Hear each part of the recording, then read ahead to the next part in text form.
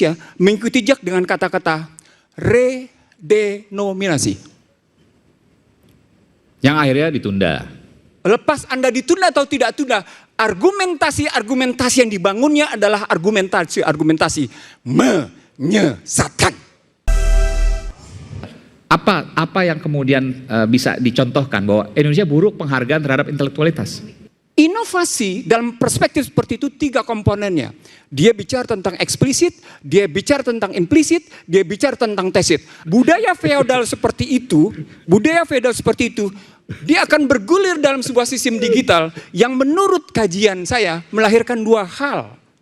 Dia ilusi pada kesetaraan, dia ilusi pada kesamaan struktur, yang kemudian secara struktural fundamental, dia bisa didaya gunakan oleh kekuatan pemodal dan kekuatan pemain teknologi itu untuk mengarahkan kemana digital itu.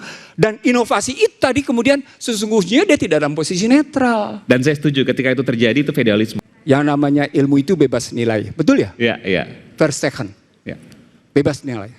Tapi dalam kajian yang berkembang sejak abad 18, 19, 20, dan 21, ilmu tidak pernah bisa netral. Ilmu tidak bisa Netral. value free, nggak bisa. Tidak ada value free. Nonsense dengan value free. Karena tergantung sekali pada namanya kekuatan subjektivitas. Nah, ketika kekuatan subjektivitasnya digantungkan pada materialisme, dan itu isinya sekuler, maka kata kunci menjadi inovasi itu. Ini kajian saya nih. Inovasi itu adalah alat bagi kekuatan modal untuk memaksakan kehendaknya.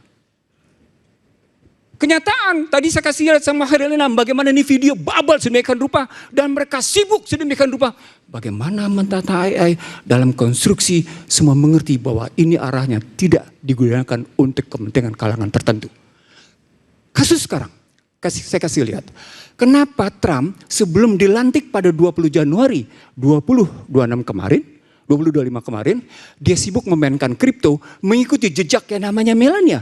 Dan Indonesia, ini yang tidak terfikirkan. Indonesia mengikuti jejak dengan kata-kata redenominasi.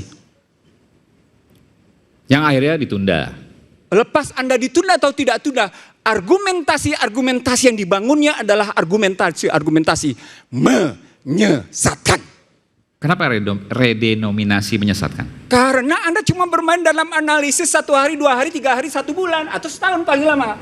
Padahal redenominasi dalam cara berpikirnya, dia dilihat sampai seberapa jauh tantangan struktur ekonomi, dari sumber daya sampai dengan distribusi, dilengkapi dengan kajian setelah inovasi, itu di ujungnya adalah ukuran tentang kekuatan mata uang.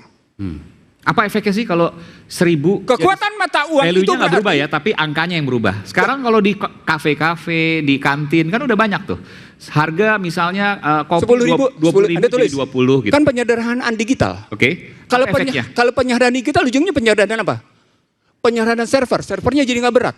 Oke. Penyederhanaan akuntansi. Oke. Tapi kalau udah dalam jangka panjang, 10.000 itu sesungguhnya yang sekarang 10.000, katakan Kofil 15.000 ditulis 15. Kalau dimundurin ke belakang sebenarnya tidak 15.000. Mundur ke belakang mungkin mestinya kalau berapa tahun cuma 5.000.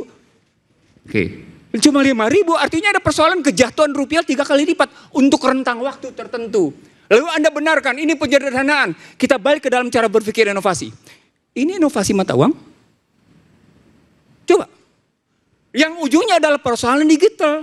Apa? Beban digitalnya nggak berat. Dari 4 menjadi 1. Enggak, yang pertanyaan servernya. Efek yang bisa langsung dirasakan oleh masyarakat, menurut Bung Iksan tadi, Prof. Iksan, akan negatif kan? Masyarakat. Dari sudut pandang masyarakat. POV-nya masyarakat. Kalau kita ambilnya ke sana misalnya, kita ngambil tentang apa yang akan terjadi sih? Itu pertanyaan saya. Tidak sesederhana itu bicara redenominasi. Inflasi misalnya. Kajiannya bukan hanya inflasi, kajiannya 3. Dia bicara inflasi, dia bicara nilai tukar, dia bicara suku bunga. Ketika Anda bicara tentang 3, inflasi, suku bunga, dan nilai tukar, maka dia akan berhubungan dengan harga-harga komoditas. Ketika bicara harga komoditas, Anda akan ketemu dengan komoditas strategis apa yang menjadi penimbang nilai tukar, menjadi penimbang suku bunga, menjadi penimbang inflasi. Sebegitu kajiannya, maka menarik relasi ujungnya adalah soal pertumbuhan. Sementara teori pertumbuhannya sudah, di kajian terakhir nih, teori pertumbuhannya sudah salah 5 dekade. 5 dekade itu berpikirnya salah. 50 tahun Indonesia nih ya, kita bicara Indonesia. Dunia oke. Salah. Salahnya di mana? Amerika diakui. Amerika di? di Amerika diakui. Oke. Bahwa akibat pemikiran pertumbuhan ekonomi seperti itu, mereka mengalami yang namanya kanker stadium 4 pada yang namanya ketimpangan ekonomi, kanker stadium 4 pada yang namanya ketimpangan rasial.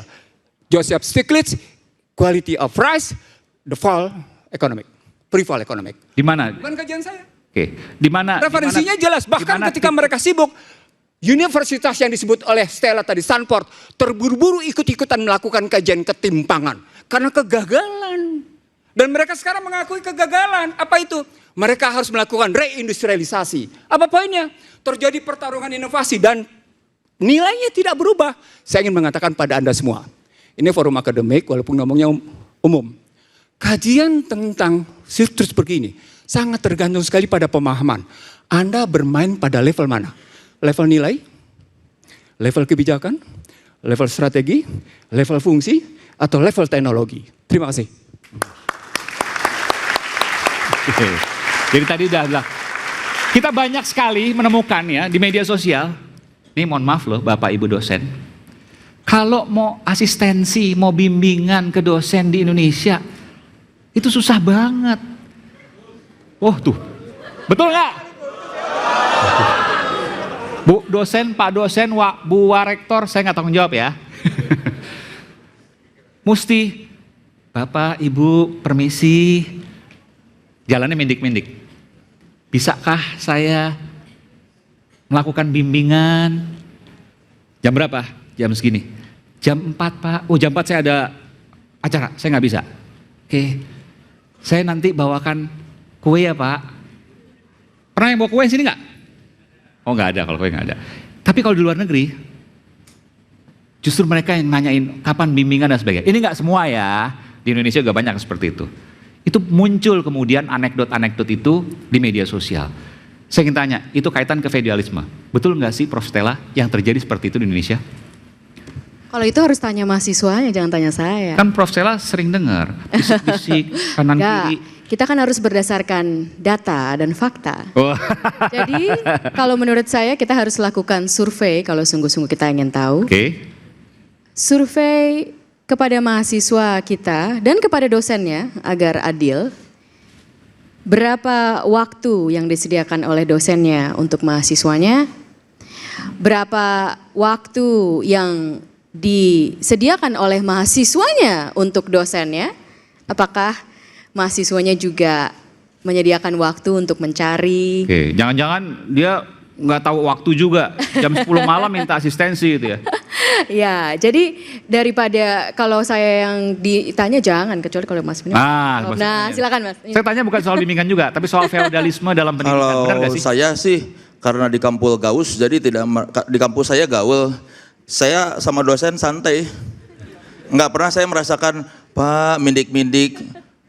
Bimbingan juga saya bisa kapan dosen bisa. Saya sih makanya nggak relate dengan meme-meme yang emang susah ya. Saya mah akrab sama dosen soalnya. Jadi saya tidak merasakan seperti itu ya. Jadi saya ya menurut saya memang harusnya Akrab tapi kuliah 7 tahun. ya karena saya kuliah 7 tahun. Akrab ya? Makanya akrab.